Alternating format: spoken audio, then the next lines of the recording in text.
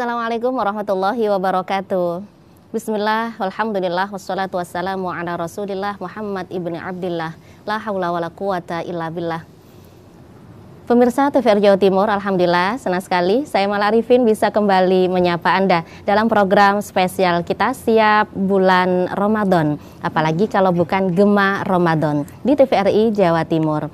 Dan pemirsa perlu kami sampaikan bahwa Gema Ramadan acara ini bekerja sama dengan kantor wilayah Kementerian Agama Provinsi Jawa Timur bersama TVRI Jawa Timur. Seperti apa Gema Ramadan sore hari ini? Saksikan sesaat lagi.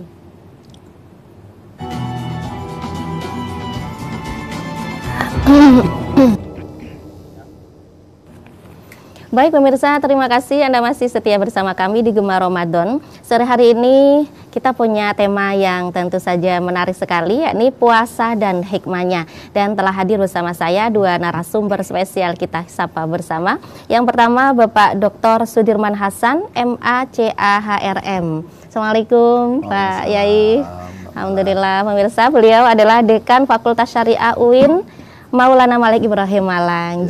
Masya Allah luar biasa. Dan yang kedua Bapak Dr. Kiai Haji Farmadi Hashim MHI. Beliau adalah perwakilan dari Kementerian Agama Kanwil Jawa Timur. Kita sapa. Assalamualaikum Yai. Assalamualaikum warahmatullahi wabarakatuh. Insyaallah. Baik. Kelihatannya puasa ini. Insyaallah mudah-mudahan diterima Allah. Amin. Sehat semuanya nggih. Alhamdulillah. Baik, dari Malang ini Yai? Iya. Lancar perjalanan ya? Alhamdulillah lancar. Ada hujan sedikit tadi sih, cuma alhamdulillah aman. Baik, makanya suaranya serak-serak ya. Tapi hebatnya Mbak malah hujan tapi nggak basah. Masya Allah. Baik, sore hari ini kita akan membahas seputar puasa dan hikmahnya Yai. Baik. Mungkin bisa diawali dari Yai Farmadi terlebih dahulu. Seperti apa hikmah daripada puasa? Pada dasarnya Mbak Mala, di saat kita beribadah kepada Allah, di saat kita menghambakan diri pada Allah, di sana pasti ada satu target yang ingin kita raih. Betul. Di saat kita menunaikan ibadah sholat misalnya, maka target yang ingin kita raih pasca melaksanakan ibadah sholat itu ialah tanha anil fahsya'i wal munkar, tidak akan mengerjakan kekejian dan kemungkaran. Betul. Di saat kita melaksanakan ibadah haji misalnya, maka target yang ingin kita raih pasca melaksanakan ibadah haji itu ialah hajjan mabrur. Haji yang mabrur, yang kata Rasulullah tidak ada balasan yang surga bagi mereka kecuali surga. Di saat kita melaksanakan ibadah zakat misalnya, maka target yang ingin kita raih pasca melaksanakan ibadah zakat itu ialah tutahhiruhum wa tuzakkihim biha, dalam rangka mensucikan diri kita sendiri. Nah, di saat kita melaksanakan ibadah puasa, maka target yang ingin kita raih ialah la'allakum tattaqun. Semoga kita termasuk orang yang bertakwa. Banyak di dalam puasa itu, di dalam bulan Ramadan itu fadhail banyak, hikmah banyak. Ayo kita kupas tuntas nanti. Al-imsak anil muftirat min tulu'il fadri ila ghurubis syams ma'an niyyati. Yang penting ma'an niyah kan ya. Bersamaan dengan niat. Baik. Dan niatnya harus benar ya. Harus benar. Jadi puasanya ini puasa Ramadan, bukan puasa Senin Kamis. Apa bedanya Yai? Ya kalau Senin Kamis itu kan puasa sunnah. Sementara Ramadan ini adalah puasa wajib. Baik. Ya. Iya. Kalau dari Pak Yai Sudirman sendiri? Baik, Mbak Mala dan juga para pemirsa, berkaitan dengan hikmah puasa Ramadan ini kan sangat banyak. Hampir setiap tahun kita kupas dan selalu ada hal yang baru. Betul. Nah, secara umum tentunya kita menginginkan setiap puasa kita ini memiliki pengaruh yang positif untuk kehidupan kita. Yang paling nyata sesungguhnya harapan kita ini kan untuk menjadi orang yang dekat dengan Allah Subhanahu wa taala. Jadi taqarrub ilallah. Karena kalau kita hidup sehari-hari selain puasa kan sibuk dengan aktivitas duniawi ya, bangun tidur, kemudian berangkat kerja, kemudian beraktivitas sampai kemudian malam. Jadi kadang-kadang kita agak lupa. Mungkin hanya yang wajib-wajib saja ya, sholat 5 waktu, ngaji kalau sempat. Kalau Ramadan ini kan membuat kita jadi ada semangat gitu. Karena apalagi berjamaah kan, Betul. sekeluarga, sekampung, senegara kita ini kan semuanya memiliki agama mayoritas yang diharapkan kemudian bisa saling mempengaruhi, saling melengkapi bersama. Jadi selain takarub itu, harapannya kemudian kita menjadi orang-orang yang sempurna, jadi insan yang kamil. Nah, tetapi untuk mendapatkan ke sana tentu kita harus menyadari bahwa untuk menjadi insan kamil itu butuh perjuangan. Betul kan? sekali. Selain kita punya keislaman yang kuat, kemudian keimanan yang maksimal, kita juga punya ihsan. Nah, Ramadan ini mengajarkan kita untuk dekat dengan Allah, jadi merasakan Allah senantiasa bersama kita. Masya Allah. Bayangkan kalau kita sahur ya, rasa-rasanya kita juga nggak mau berani kan membutuhkan 5 menit, 10 menit diskon gitu ya. Setelah subuh kita masih minum, kita nggak berani. Kemudian kita sekarang yang menjelang buka puasa kan juga nggak berani rasanya 2 menit sebelumnya gitu, udah haus banget rasanya gitu ya. Nggak berani karena kita merasa ada waskat gitu ya, pengawasan melekat dan juga malaikat yang terus-menerus berada dengan kita. Nah, ini Allah rasa-rasanya begitu dekat dan menjadi bagian kehidupan kita. Nah, kalau ini terus-menerus menjadi bagian dari kehidupan ini, maka saya yakin kita akan menjadi orang yang jujur, yang disiplin, dan kemudian juga sederhana dan memiliki semangat ketabahan yang tinggi. Oke, Masya Allah. Baik, ya sebelum kita panjang lebar nih membahas hikmahnya, sebenarnya ibadah puasa sendiri ini apakah ada sejarah gitu ya? Kenapa harus ada perintah untuk puasa ini ya?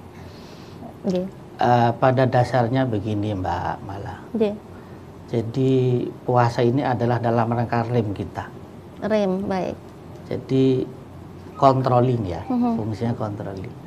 Jadi kalau kita ini tiap hari makan terus, ya minum terus, tidak dikat dulu dengan yang namanya puasa, maka badan kita ini cepat rusak tentunya. Sama dengan mobil Mbak, malah kalau mobil itu dipakai terus tanpa berhenti, maka mobil itu akibatnya nanti cepat rusak. Maka di situ ada Islam datang memberi rambu-rambu, nanti kalau sebulan pas Ramadan ini istirahat dulu, ayo puasa. Jangan makan dulu min tulu'il fajri ila ghurubi syamsi ma'an niyah tadi itu. Adapun Mbak Mala, di dalam puasa itu banyak hal yang kita ingin diraih, itu pasti. Seorang ulama besar itu yang bernama Imam Izzuddin itu, yang dikenal dengan Sultanul Ulama, dalam sebuah referensi Maqasidus Shawabnya itu, salah satu diantaranya ialah untuk meraih sebuah cita, hikmah, fadhail, itu kita akan mendidik kita itu menjadi insan yang kamil, kata Yai Sudirman itu dalam sebuah referensi. Ini saya bawa Kiai. Masya Allah. Ya, saya bawa salah satu diantaranya ialah raf'ud darajat. Raf'ud darajat. Raf'ud darajat itu akan mengangkat derajat kita yang tinggi di hadapan Allah Subhanahu wa Ta'ala. Dengan puasa ini? Dengan puasa. Masya Allah. Jadi raf'ud darajat itu meskipun bulan Ramadan, kalau mereka nggak puasa ya enggak. Lisoim, bagi mereka yang berpuasa. Makanya raf'ud darajat itu beliau menulis idza jaa Ramadan. Manakala Ramadan itu datang, maka futihat abwabul jannah. Abwabul jannah itu pintu sorga dibuka. Tapi kendati pun dibuka, kalau kita tidak bersegera, tidak beramal solih, tidak berbuat baik, tidak birrul walidain, tidak bersedekah, mana mungkin kita menuju ke sana. Tidak suami pada istri, istri pada suami, anak pada orang tua, kan itu Kiai. Jadi proses sekarang menuju abwabul jannah. Abwabul jannah banyak hal. Si suami berbakti pada mengabdi pada istri, istri mengabdi pada suami. Istilahnya mengabdi, bukan memerintahkan.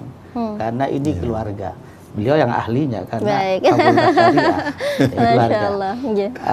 Ada sebuah hadis begini. Man barra walidayhi. Barang siapa yang berbuat baik walidayhi kepada bapak dan ibunya fi Ramadhana, di dalam bulan Ramadan, seorang anak pada bapak dan ibu. Kalau seorang perempuan istri, man barang siapa di antara orang perempuan tatlubu ridha zaujiha, mohon ikhlas ridho pada suaminya, maka Allah akan beri pahala kepada mereka seperti pahala Nabi Siti Asia sama Siti Maryam. Jadi betapa beruntung pada di bulan Ramadan mereka yang berpuasa loh Mbak Mala ya. Kalau nggak puasa ya tidak. Khitabnya pada mereka yang berpuasa. Gitu. Jadi maka salah satu di antaranya menurut hemat saya begini, dalam rangka menuju Abwabul Jannah, Yai datang ke majelis-majelis taklim. Man hadara majlisal ilmi fi Ramadan. Barang siapa yang hadir ke majelis taklim fi Ramadan, di bulan Ramadan, maka datang di masjid. Termasuk hadir menyaksikan Gemar Ramadan ini ya. Ustadz kita yang ganteng ini, Yai Sudirman yang ganteng ini hadir, hadharah namanya. Maka kataballahu lahu ta'ala bi kulli qadamin ibadata sanatin. Tiap-tiap kali satu langkah kita menuju taman kajian-kajian itu, tiap kali satu langkah dicatat oleh Allah sebagai amal 1000 ibadat sanatin. Setahun tiap satu langkah. Maka kalau kajian kita ke masjid itu dekat dari rumah, ya muter dulu ya.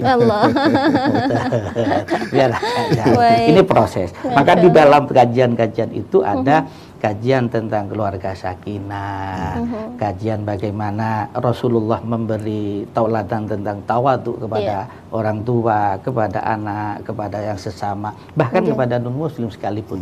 Baik, Masya Allah. Dalam sebuah referensi itu yang ditulis oleh imam besar kita, Imam Nawawi Al-Jawi Al-Bantani, dalam sebuah referensinya Nasaihul Ibad pada halaman 61 itu, Innallaha akrama nabiyahu Muhammadan sallallahu alaihi wasallam bi khamsi karamatin. Sesungguhnya Allah itu memuliakan Nabi Muhammad itu dengan 5 kemuliaan dibanding dengan nabi-nabi yang lain. Salah satu di antaranya ialah akramahu bil ism. Allah memuliakan Nabi Muhammad itu bil ismi dengan nama. Aja baca kita Al-Quran. Dalam Al-Quran itu, di saat Allah menyebut Nabi Muhammad itu, Allah selalu menyebut Rasul, menyebut Nabi. Baik. Kalau seandainya Allah di sana menyebut Muhammad, maka setelah kata Muhammad atau di penghujung ayat itu Allah selalu menyebut kata Rasul. Beda dengan Allah menyebut nabi yang lain selain Nabi Muhammad, langsung namanya. Walaqad arsalna Nuhan ila qaumihi ila akhiril ayat. Nuhnya. Artinya ini keistimewaan Rasulullah begitu ya. Dan kita bangga menjadi umat Rasulullah sallallahu alaihi wasallam. Masya Allah. Baik, saya ke Dr. Sudirman ini. Dalam rangka hikmah daripada bulan suci Ramadan ini salah satunya adalah kita mampu untuk mengendalikan diri begitu ya. Nah, ini bagaimana cara kita dalam pengendalian diri sehingga hikmah daripada puasa ini kita dapatkan terlebih dalam kita sebagai istri nih atau suami ya, saling berpasangan dalam rumah tangga. Baik, terima kasih. Jadi berkaitan dengan puasa, karena as-shaum itu kan artinya menahan. Jadi menahan ini harapannya juga tidak hanya menahan makan, minum, dan hal membatalkan puasa, tetapi juga menahan dalam hal untuk kehidupan kita sehari-hari, terutama dalam berkeluarga, bahwa suami dan istri itu tentunya tidak akan lurus-lurus saja ya. Betul. Karena kehidupan rumah tangga itu penuh dengan dinamika. Betul. Kita ingat kalau di dalam surat Ar-Rum ayat 21 ketika kita bicara tentang pernikahan ini Mbak Mala, Yai pasti hafal banget nih. Pemirsa juga pasti hafal ya. Jadi a'udzubillahi minasyaitonirrajim. Bismillahirrahmanirrahim. Wa min ayatihi an khalaqalakum min anfusikum azwaja litaskunu ilaiha. Di sana kata litaskunu itu kemudian diartikan sebagai sakinah. Jadi di antara tanda-tanda kekuasaan Allah adalah ketika Allah menciptakan manusia, kemudian memberikan pasangannya dari jenisnya sendiri, dan kemudian dari pasangannya ini Allah mengharapkan ada condongan hati. Jadi kalau suami condong hatinya kepada istrinya, begitu pula istri condong pada suaminya. Tetapi dari makna sakinah itu ternyata bukan hanya sekedar tenang begitu saja. Jadi ada beberapa hal yang berkaitan dengan sakinah itu yang diartikan sebagai ketenangan atau kedamaian setelah ada guncangan. Jadi kalau kita misalnya keluarga itu lurus-lurus saja, saya kira itu bukan sakinah. Sakinah itu adalah ketika keluarga menghadapi kehidupan dari awal pernikahannya ya. Jadi kenalan dari keluarga yang berbeda ya. Kemudian dari budaya yang berbeda dan kemudian ketika bersama-sama pasti akan ada hal-hal yang mungkin ada konflik ya. Nah, sakinah ini diharapkan bahwa ketenangan itu diperoleh setelah adanya guncangan-guncangan. Jadi kalau kita berdoa ke teman kita yang menikah nih ya, semoga jadi keluarga yang sakinah. Itu bukan berarti keluarga yang tenang, damai, tanpa masalah, tapi keluarga yang tahan banting, ya, keluarga yang tahan uji, yang kemudian ketika punya masalah dia masih tetap kokoh, kemudian bisa menghasilkan ketenangan, dan itu diharapkan menjadi keluarga yang bisa melahirkan generasi-generasi yang unggul. Jadi kalau hanya aman-aman saja itu bukan keluarga sakinah. Baik, terkait dengan puasa ini bagaimana ya? Ya, jadi puasa ini kan kita diharapkan untuk menahan hal-hal yang membatalkannya. Di antaranya kan berkata kotor, kemudian emosi, termasuk konsumsi yang berlebihan kan. Nah, Ramadan ini sebenarnya kalau kita maknai untuk bisa menahan emosi luar biasa. Saya kira tidak akan ada orang yang kemudian tersakiti karena kita tidak akan bisa mengeluarkan emosi kita. Nah, kalau terjaga sepanjang tahun, tidak hanya Ramadan saja, kan damai Indonesia ini kan. Tidak akan ada demonstrasi ya. Tidak akan kemungkinan mudah istri mengajukan gugat cerai. Begitu pula suami ketika melihat istrinya nggak nyaman terus mengajukan permohonan cerai. Saya kira ini kalau kemudian mereka menyadari bahwa keluarga itu adalah bagian dari ujian Allah yang tadi memang diharapkan akan sakinah, maka kalau sakinah tercapai akan mereka muncul mawaddah dan rahmahnya. Jadi cinta kasih setelah melalui ujian-ujian. Demikian. Kembali ke Yai Farmadi. Tadi kan disebutkan bahwa salah satu hikmah atau ujung daripada kita harapan tertinggi itu setelah puasa adalah ingin kita menjadi takwa Allah gitu ya. Jadi hamba Allah yang bertakwa begitu ya. Jadi seperti apa takwa dalam kacamata manusia juga yang benar-benar takwa di mata Allah ya. Jadi begini Mbak Mala. Saya kalau manggil panjenengan itu keliru malaikat saja. Boleh. Gini, Ramadan ini ibarat pelatihan. Pelatihan ya. Jadi kayak pemain sepak bola, sebelum bertanding itu kan dilatih dulu. Dilatih dulu. Pelatihan 1 bulan ini tidak makan, tidak minum, tidak ngerasani di siang hari, tidak melaksanakan hubungan suami istri meskipun sakinah. Kalau di siang hari kan begitu, bla bla bla. Maka targetnya pasca Ramadan ini mereka keluar dari pelatihan ini menjadi orang yang hebat, orang yang muttaqin. Orang yang muttaqin, bahasa yang kita dengar di khutbah-khutbah itu imtithalu awamirihi wajtinabu nawahi, melaksanakan apa yang diperintahkan oleh Allah dan menjauhi apa yang dilarang oleh Allah. Istri kita halal, tapi kata beliau kan sakinah. Istri kita halal, tapi kalau di siang hari Ramadan tidak boleh. Kan begitu. Harapan semua orang itu Mbak Mala ingin hidupnya ini menjadi keluarga yang sakinah. Mawaddah warahmah. Mawaddah itu kalau istilah kami ya, mawaddah itu rindu apabila berpisah, rahmah senang apabila bertemu. Jadi kedua hamba Allah ini, catat nih pemirsa ya. Bisa diulang ya. Rindu apabila berpisah, rahmah senang apabila bertemu. Jadi kedua hamba Allah ini kalau sudah penjalin mawaddah warahmah, maka akan terbentuk apa yang disampaikan oleh Rasulullah, baiti jannati, rumahku adalah surgaku. Perlu diketahui, membina seorang perempuan itu laksana menghapus kaca yang berdebu. Subhanallah. Bagaimana kaca yang berdebu kita hapus? Dihapus pelan-pelan, buram kaca itu, ditekan pecah. Maka kalau pecah tidaklah lem yang bisa merekatkan kembali, kecuali kita kembali istausu bin nisa'i khaira, pergaulilah istrimu itu khaira dengan baik. Tapi lihat kacanya berapa senti dulu ya. Baik pemirsa, Masya Allah luar biasa. Kita akan lanjutkan perbincangan kita seputar puasa dan hikmahnya sesaat lagi, masih di Gemar Ramadan. Jangan kemana-mana, sesaat lagi akan kami kembali.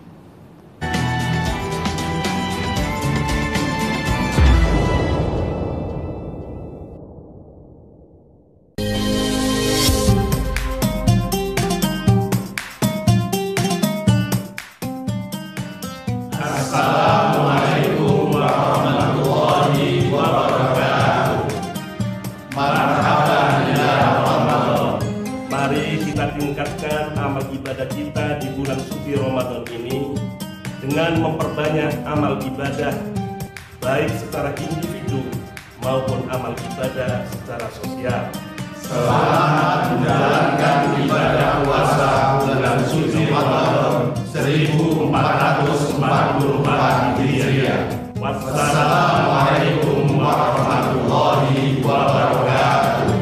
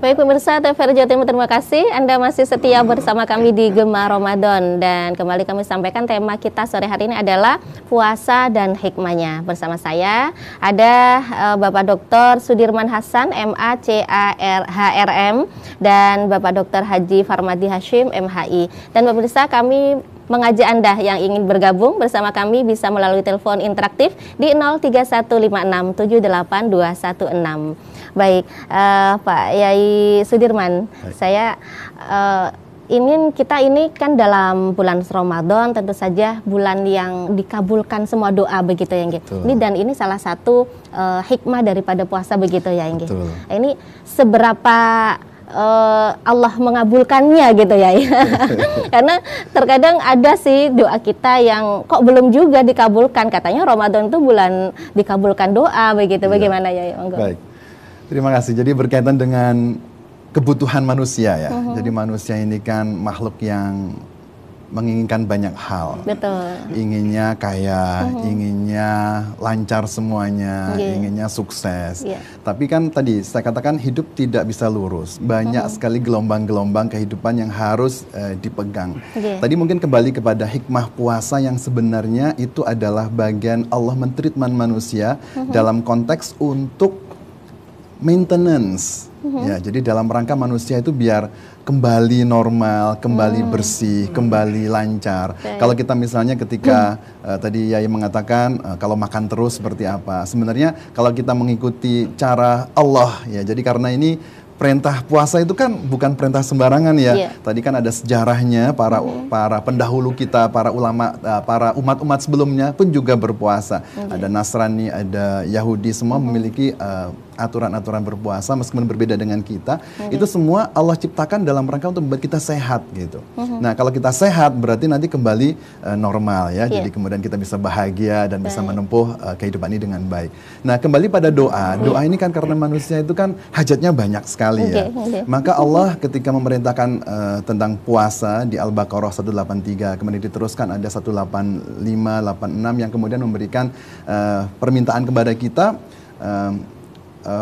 Allah berfirman menyatakan Nabi Muhammad mengatakan begini, wa idza sa'alaka ibadi anni fa inni qarib ujibu da'watad da'i idza ta'an. Ini kan sebuah janji Allah. Wahai Muhammad, ketika ada bagian dari umatmu, ya umat ketika masa Nabi Muhammad hidup sampai umat yang sekarang, jika bertanya tentang aku, tentang Allah, katakanlah bahwa aku adalah dekat. Nah, tadi kan dekat ini tadi takorub tadi ya, jadi dekat. Kemudian Allah mengatakan, aku akan mengabulkan semua doanya. Jadi doa dari seorang hamba.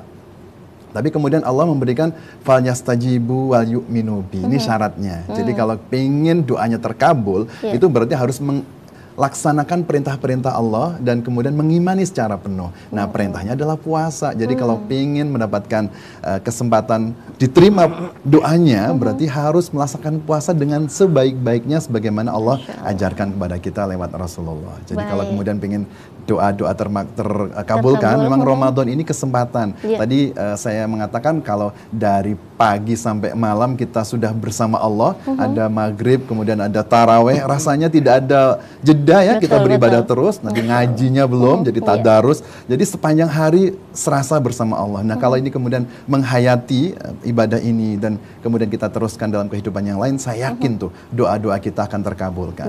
Dan pasti doa itu kan menyesuaikan dengan kebutuhan ya Mbak ya. Jadi kalau kita belum dikabulkan sekarang, itu insya Allah Allah Maha tahu yang terbaik untuk kita. Jadi kalau kita belum dikabulkan, mungkin ada jalan yang terbaik yang Allah siapkan untuk kita. Baik, jadi Allah memberikan apa yang kita butuhkan gitu ya, betul. Bukan apa yang kita inginkan. Baik, iya Pak Romadi kembali. Kita tapi ada ya orang itu yang berpuasa, tetapi nggak sholat ya. Nah ini gimana nih ya? Enak kan malaikat nyadatnya, iki sholat ini Jadi tapi apakah diterima puasanya?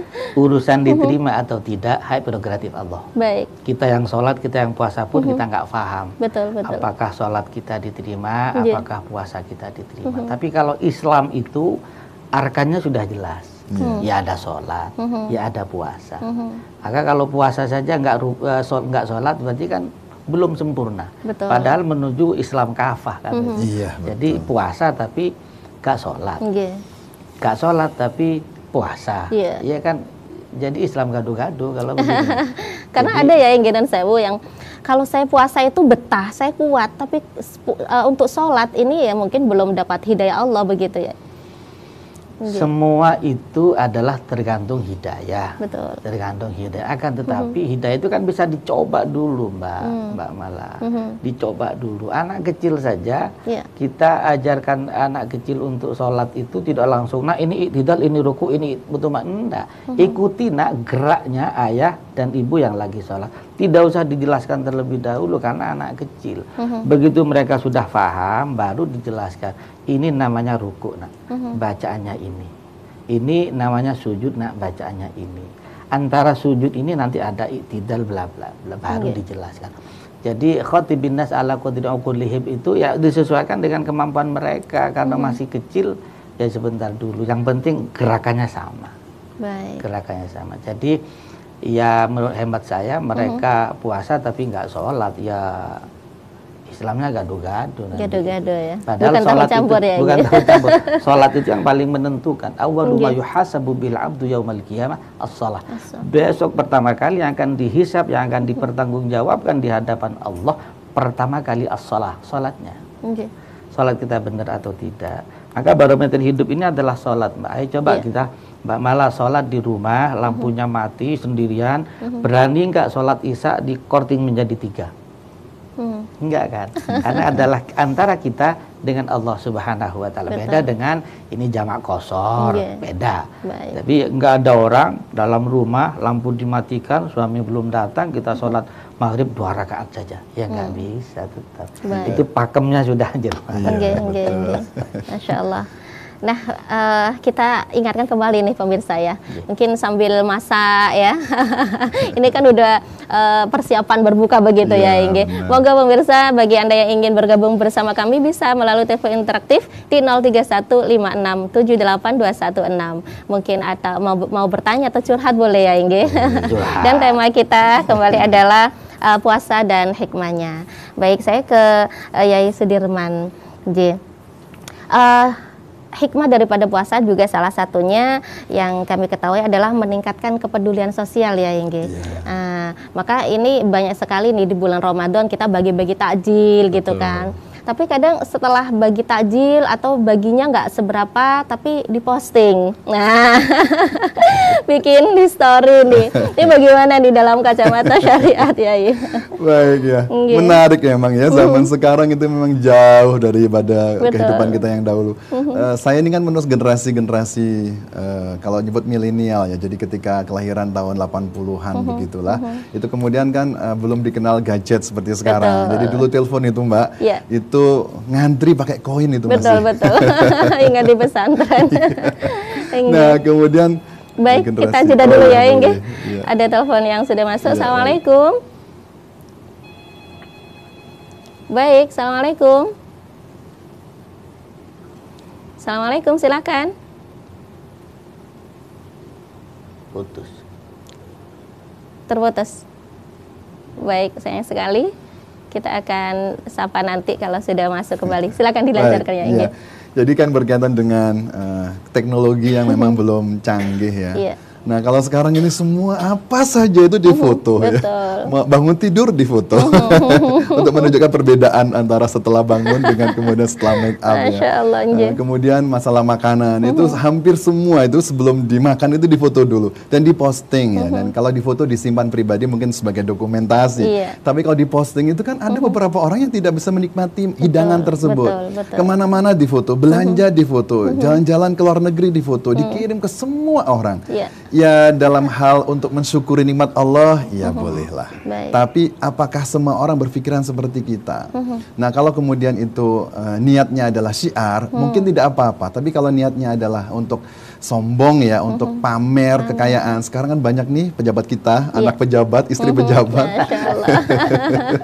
Itu ditangkap ya sekarang banyak yang berkasus gara-gara menampilkan gaya yang hidup mewah. Jadi mungkin gajinya tidak seberapa, tapi dari mana tuh uang-uang? Padahal pegawai negara kan kita tahu nih standar gajinya ya. Kalau ada kemudian sehingga mereka menimbulkan fitnah betul. Nah, oleh karena itu menurut saya jika hanya untuk kebutuhan pribadi dan dokumentasi, mungkin untuk keluarga dekat ya, kadang-kadang kita butuh share. Kalau hanya bicara saja nggak diyakini, tapi kata, oh saya di sini loh, saya lagi makan ini, kira-kira minta saran dan seterusnya, itu saya kira tidak apa-apa. Tapi kalau dipamer ya di Instagram, di Facebook, di TikTok yang sekarang ini semua anak-anak seperti itu. Jadi menurut saya itu madorotnya lebih besar dibanding manfaatnya. Nah, kalau itu lebih banyak madorotnya, kan disarankan oleh agama untuk dihindari. Karena kita harus mengambil sesuatu yang lebih rendah maksiatnya atau madorotnya ketimbang nanti kita ngambil hanya maslahatnya yang sedikit untuk kita tunjukkan. Demikian, Mbak. Baik. Saya tambahin sedikit ya. Baik, silakan. Pernah Rasulullah menangis Mbak di Madinah. Di saat Rasulullah menangis sedih itu ada sahabat Rasulullah Sadat bin Auf datang pada Rasulullah. Ma yubkika ya Rasulullah. Ada apa gerangan engkau menangis ya Rasulullah? Kenapa engkau sedih ya Rasulullah?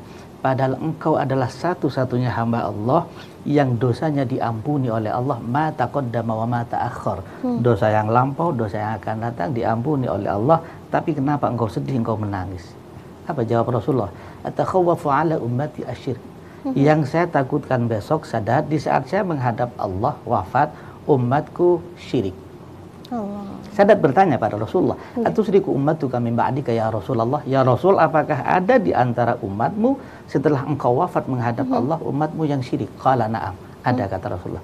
Amma innahum, akan tetapi yang dimaksud syirik dalam konteks hadis ini, innahum la ya'buduna syamsan, mereka tidak menyembah matahari. Wa la ya'buduna qamaran, mereka tidak menyembah rembulan. Wa la ya'buduna hajaran, mereka juga tidak menyembah batu. Walakinnahum yura'una bi'amalihim, akan tetapi mereka beramal bukan karena Allah, melainkan karena pamer kepada sesama manusia. Tapi kalau niatnya, kata Yai Sudirman, karena syiar, monggo. Tapi kalau bukan, Rasulullah sempat menangis. Nah, ini ditangisi oleh Rasulullah. Mudah-mudahan tidak terjadi pada diri umat Rasulullah Muhammad SAW. Yang terpenting kan niatnya tadi. Betul. Niat. Ditata niat ini betul-betul. Saya yang sering terjadi itu Kiai, begitu diupload umroh yang keempat. Tapi terkadang niat yang baik itu tidak diterima dengan baik oleh orang lain. Tidak semua Mbak Mala, tidak semua. Niat kita baik belum tentu baik bagi Mbak Mala. Betul. Jadi umroh yang keempat, orang mengatakan gaya. Bagi saya, misalnya bagi saya yang upload foto itu barangkali ada yang tertarik. Betul. Oh ya, saya kalau punya rezeki, saya akan segera menunaikan ibadah umroh sama dengan Pak Farmadi barangkali. Seperti halnya berbagi takjil tadi ya, ini barangkali ada yang berkenan ikut gabung begitu ya. Betul. Sekarang Mbak Mala, saya Yai Sudirman itu kalau pulang dari kampus agak malam jelang maghrib itu nggak usah bontot, di pinggir jalan sudah banyak berbagi takjil kan, berbagi takjil. Jadi memang diserbu betul sekarang. Betul. Jadi tinggal nata hati, biar tidak amal kita ini tidak hanya sekedar tidak bermakna, ya ditata betul-betul karena Allah Subhanahu wa Ta'ala. Baik. Begitu. Iya. Nah, dari hikmah puasa juga ini kan bisa kita lebih bagaimana Allah mengajarkan kita untuk lebih mengedepankan kebutuhan kita daripada keinginan begitu ya, Inggi. Nah, sementara fakta yang terjadi di masyarakat, bahkan mungkin kita sendiri juga ya, ketika sebelum berbuka nih semua dibeli gitu kan ya, ada kolak, ada di meja semua. Betul sekali. Insya Allah mungkin ada gado-gado tahu campur begitu nggih. Padahal fakta ketika sudah kita takbir berbunyi itu yang kita makan toh satu piring aja. Ini bagaimana sebenarnya? Berarti tarbiyah Ramadan ini belum sukses dong ya? Atau bagaimana? Monggo ya. Sebenarnya kan puasa itu tadi kembali pada makna awalnya kan imsak ya, menahan, termasuk kita tidak israf, tidak berlebih-lebihan. Toh tadi kalau makan misalnya 10 jenis, yang dimakan 1 atau 2 jenis saja. Perut kita terbatas. Kalau kita kemudian makan semua, paling juga kita akan pingsan ya karena berlebihan perut kita. Termasuk kalau nanti kemudian berefek pada kesehatan, kita sangat paham bahwa tubuh kita itu membutuhkan energi, tetapi kalau berlebihan menimbulkan kolesterol, ya kan, asam urat dan lain-lain. Itu menimbulkan madorot-madorot yang besar. Oleh karena itu puasa sebenarnya tadi kembali pada statement bahwa puasa itu adalah cara Allah memaintenance kita. Kalau itu cara Allah untuk menjaga tubuh kita sehat, maka dilarang tuh makan dari mulai fajar sampai maghrib. Kalau dibiarkan makan sepanjang tahun, nanti pasti akan berefek. Nah, masa penyucian badan kita nih, kan itu termasuk menghilangkan toksin ya. Jadi ada banyak toksik-toksik di dalam tubuh kita yang kemudian keluar dengan berpuasa. Dan saya kira banyak sekali ahli kesehatan yang non-muslim pun mengharapkan kita untuk mengatur konsumsi kita sehingga kemudian badan kita bisa kembali normal. Kalau kita berlebihan insya Allah tidak akan pernah sehat.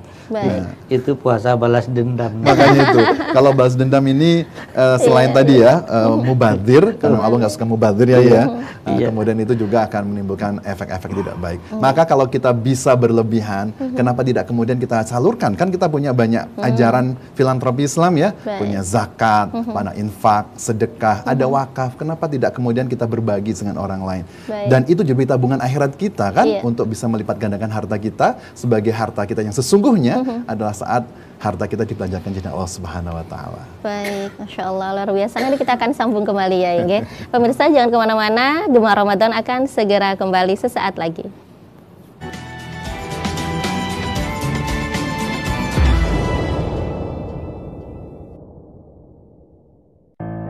Jeng, tahu nggak perhiasan Jeng Asti yang gede tadi itu imitasi loh, Jeng. Masa? Tahu dari mana mbaknya? Iya, mana mungkin suaminya yang karyawan biasa bisa memberikan perhiasan yang gede gitu.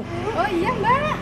Kalau dia juga gitu. Dia itu perempuan sombongnya minta ampun. Saya masuk dulu ya. Ayo, Kita kasih tahu, Jeng. Nanti aja lah, ayo.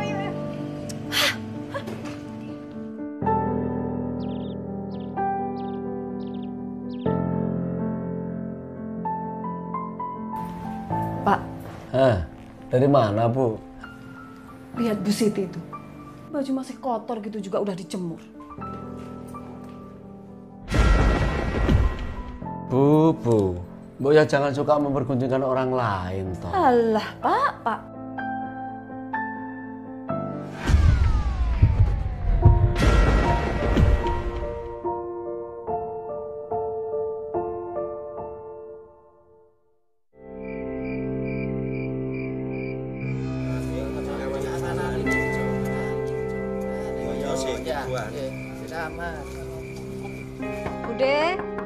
Bude, ono apa toh, Nduk? Ada orang di luar, Bude. Sopo?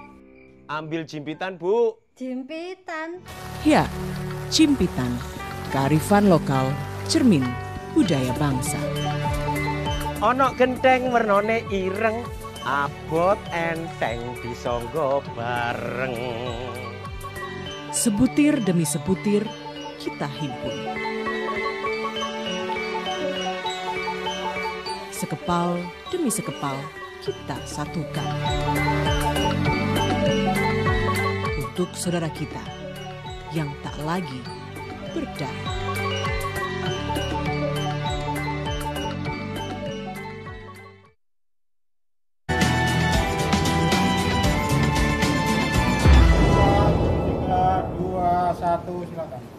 Baik, terima kasih pemirsa, Anda masih bersama kami di Gema Ramadan di TVRI Jawa Timur.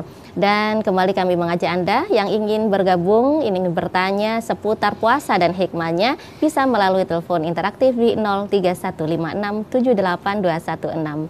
Baik, saya bertanya kepada Yai Farmadi. Yai, puasa ini kan juga melatih diri kita untuk bagaimana melembutkan hati, begitu ya, mengekang jiwa, kemudian kita mengendalikan syahwat, ya. Sementara mungkin nih dalam rumah tangga kita ada yang antara suami atau istri ini menggarai ya. Memulai. Ya. Jawa Timur banget ini. Asli. Iya, asli. Memulai untuk terjadinya cekcok ini. Sementara kita harus menahan atau harus menjawab untuk supaya menjelaskan ini supaya tidak terjadi salah paham. Ini bagaimana? Jadi mungkin sederhananya begini, puasa ini akan membentuk karakter ya. Karakter istri, karakter suami. Yeah. Biasanya suami kadang lebih banyak diam karena mungkin nggak suka rame. Kadang istri lebih banyak diam karena sering ceramah. Gitu ya. Maka pembentukan karakter. Jadi dari Ramadan ini menahan emosi, menekan setekan-tekannya emosi itu biar nggak memuncak. Itulah di sana ada istri solihah, ada suami solih. Nah, salah satu saya tidak akan berbicara istri solihah, beliau pakarnya. Saya akan berbicara tentang suami yang solih. Baik. Jadi gak ngamuan, tadi itu gak garai.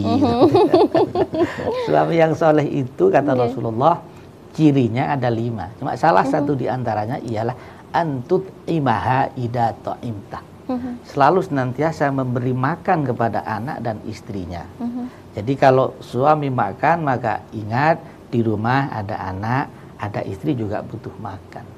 Jadi kalau yang penting saya makan tidak ingat anak dan istri, itu bukan ciri suami yang solih, kata Rasulullah Muhammad Shallallahu Alaihi Wasallam. Maka cuma problemnya begini, Kiai. Kira-kira kalau suami pulang ke rumah bawa uang gaji, duit itu dipegang istri semua atau suami semua? Gitu. Yang biasanya dipegang siapa? Iya, nggak mesti ya. Dipegang sebagian besar. Saya nanya pada teman-teman, pada ibu-ibu di kajian-kajian, ya dipegang istri lah katanya. Oke, dipegang istri. Tapi hasil penelitian itu kalau uang itu dipegang istri semua, ada paling tidak 5 penyakit yang akan muncul pada diri suami. Apa saja itu ya? Banyak sekali penyakitnya. Ini curhat sebenarnya beliau. Iya. Nanti biar dijawab curhat. Ada hasil penelitian, Mbak Mala. Jadi kalau istri itu uang dipegang istri semua, pertama suami itu akan kena penyakit pucet. Nggak pucet gimana, wong ke kantor, ke kampus nggak bawa duit, semua dipegang istri. Karakter tahu ini, butuh karakter.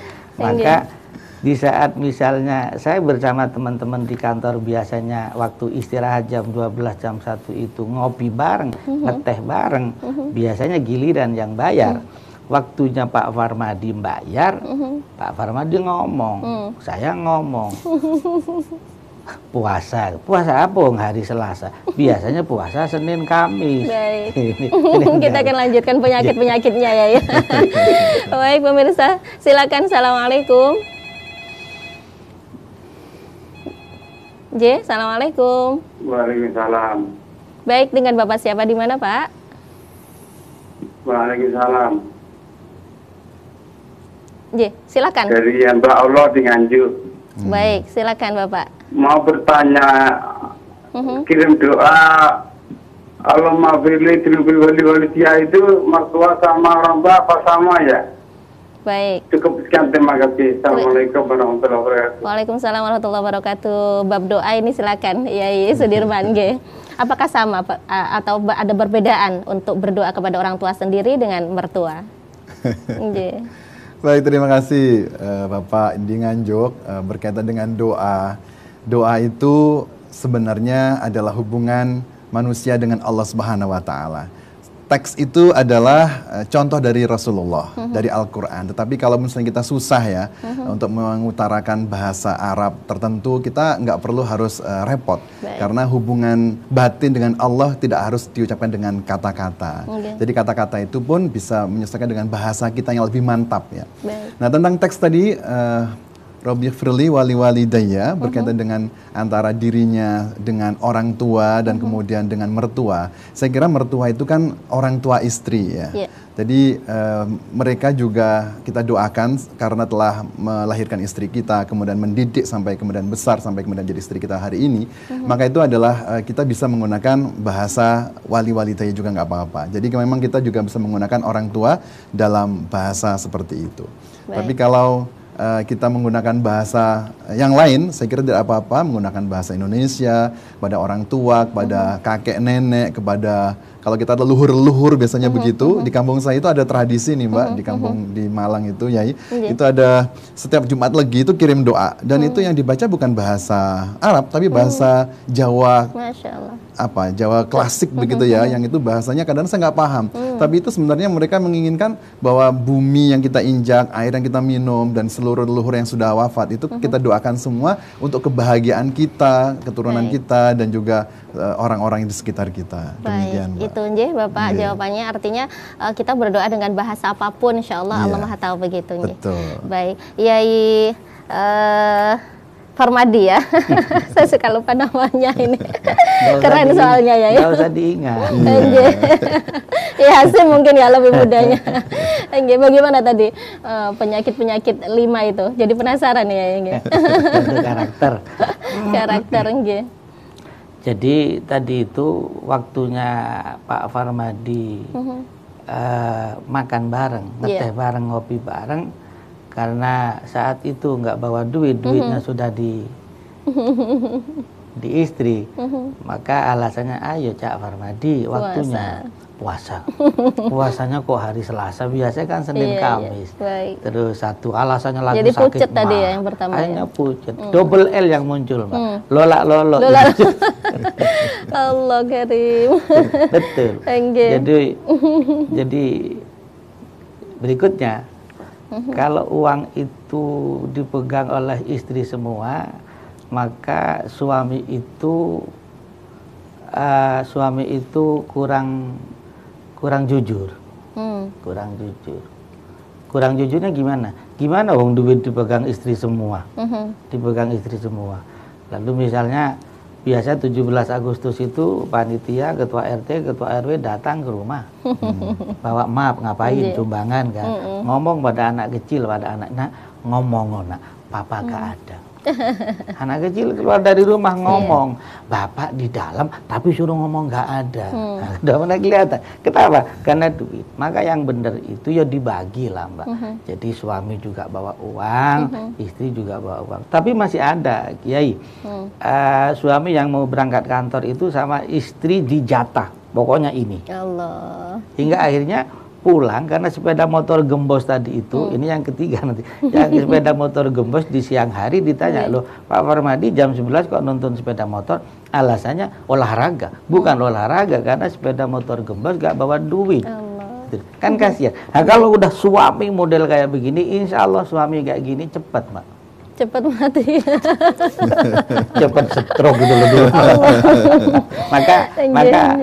maka dia eman-eman lah, suami ini dia eman-eman. Maka kalau ada problem ayo segera diselesaikan bermusyawarah. Dan apabila kita punya anak, usahakan anak itu curhat jangan pada orang lain, curhat kepada ayahnya, curhat kepada ibundanya. Kalau curhat pada orang lain, saya khawatir mereka yang memberi solusi, mereka yang memberi makhraja tidak pas. Maka usahakan si anak itu, ayah dan ibu jadi teman, teman curhat si anak, agar supaya anak itu tidak salah melangkah. Gitu. Tidak ada tambahan Yai Sudirman terkait hikmah puasa ini dalam rangka membentuk karakter seorang istri, karakter seorang suami. Namun jawabannya sesaat lagi, nggih. Kita kembali terima penelpon. Assalamualaikum. Assalamualaikum. Putus. Oh, terputus. Baik. Nggih, monggo Yai.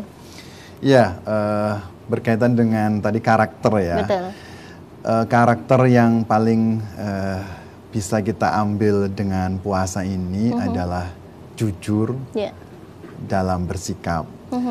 Salah satu karakter berkeluarga yang sukses ini kan karena kejujuran. Bayangkan kalau misalnya suami seperti Yai Farmadi ini dapat gaji 10 juta, bilangnya hanya 5 juta pada istrinya. Mungkin 1 bulan, 2 bulan nggak apa-apa, tapi bulan ketiga kemana yang 5 juta yang lain kan begitu. Nah, ini ada masalah. Nah, itulah.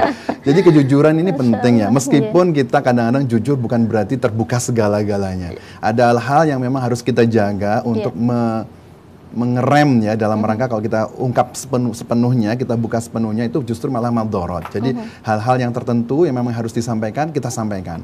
Sebagai seorang abdi negara seperti Yai Farmadi kan juga harus memegang etik ya, kode etik yang itu adalah memegang janji untuk memegang rahasia negara misalnya begitu. Jadi ada hal yang memang harus kita jaga. Nah, dalam berkeluarga saya kira transparan itu perlu, terbuka juga wajib ya. Tapi hal-hal yang kalau misalnya istrinya mohon maaf misalnya kurang cantik terus jujur, kamu kok nggak cantik, nah itu kan kemudian bisa pulang ke mertua itu nanti. Nanti doanya nggak lagi untuk orang tua mertuanya hilang itu nanti ya.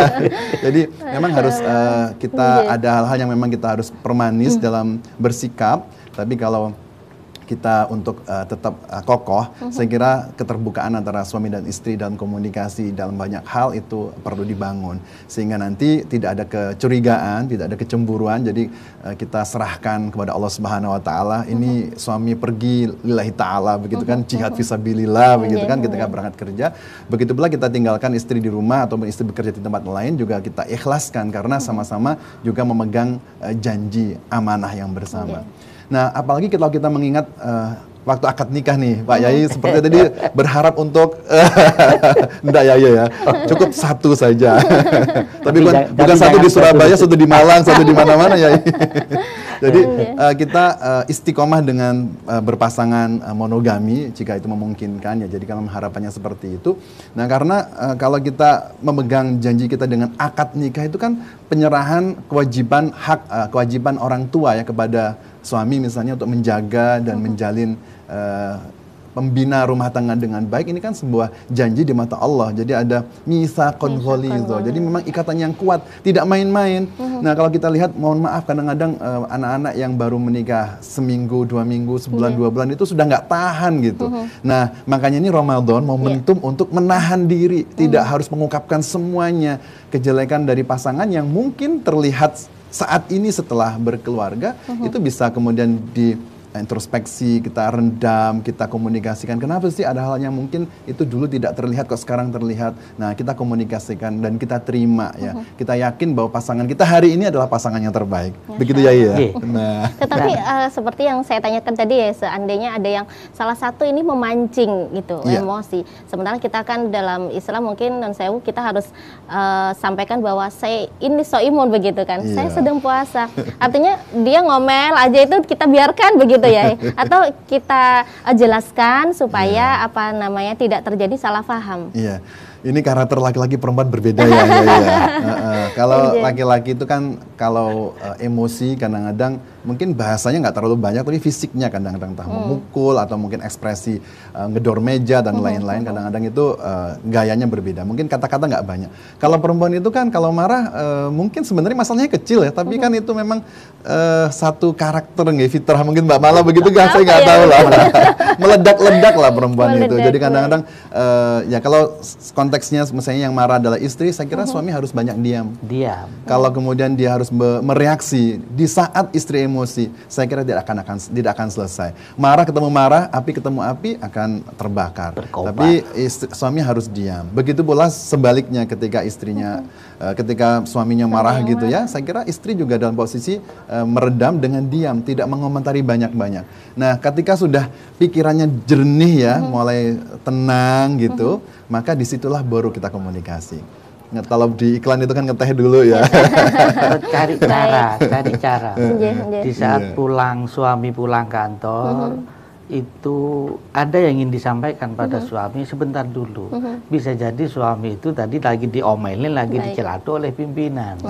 Bisa lagi ada problem di kantor. Jadi harus pandai-pandai melihat waktu ya, situasi. Baik.